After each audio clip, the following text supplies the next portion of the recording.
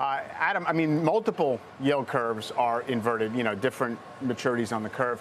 For one thing, I guess I would just ask for your basic interpretation of that. I mean, first of all, literally all it means is the market thinks that, longer-term rates are lower than short-term rates. Therefore, short-term rates maybe are done going up, meaning the Fed might be getting close to the end, have to come down. But what does it mean economically to you?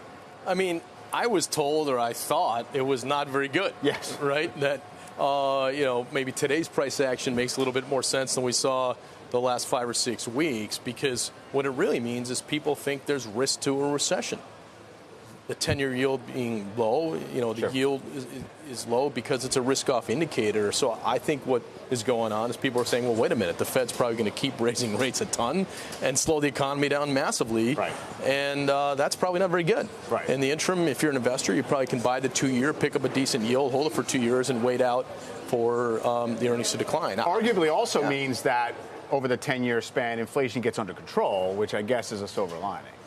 Yeah, on the other side of it, you could get very bullish again. It doesn't mean that the same leadership will unfold this cycle, and I think a lot of investors I talk to are hoping it's the same leadership as last cycle. They can go back to the same playbook that worked, but I don't think that's likely. Yeah.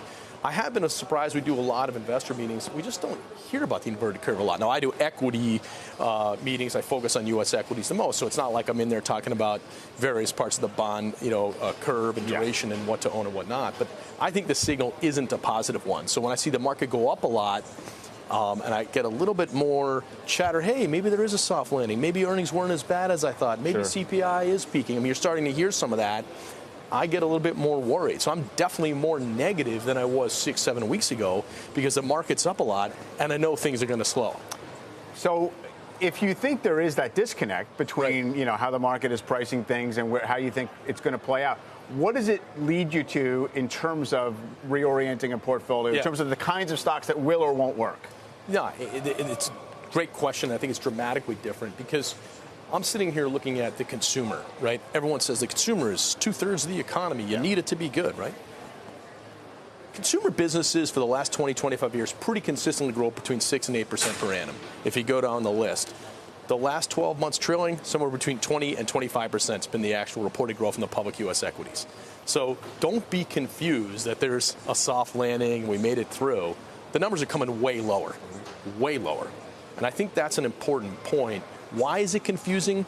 Because we look and we say, okay, well, GDP is a little bit negative. I don't know how many people focus, what percentage of the audience thinks about nominal versus real. We're just talking about it, okay? But 8 minus 9, it gets you an answer of -1. 2 minus 3 gets you an answer of -1. There's a big difference, though, when companies produce widgets and sell them. And so you can get a period where earnings still look okay, because the nominal GDP is high. That's going to slow and roll over. And I think another thing we keep forgetting about is, when did the Fed lift off? In March? Yes. So companies reported their Q2 results April through June. Well, maybe it didn't take effect as rapidly as we all thought it might, but it will over the next couple quarters. So I think numbers will come down, particularly in discretionary and staples and some consumer-sensitive areas. What will work and where estimates going to be more achievable? Likely across the healthcare complex. Healthcare services, pharmaceuticals. If I had to take some growthier risk, I probably would go for biotech because probably something will be safe or effective. And so I think healthcare could be a leader. I think another disconnect that's really formed in the market, Mike, in the last few weeks is, hey, it's a recession and a risk-off trade for oil and commodities and metals, but it isn't for kind of the growthier tech stuff and consumer stuff that's ripped off the bottom.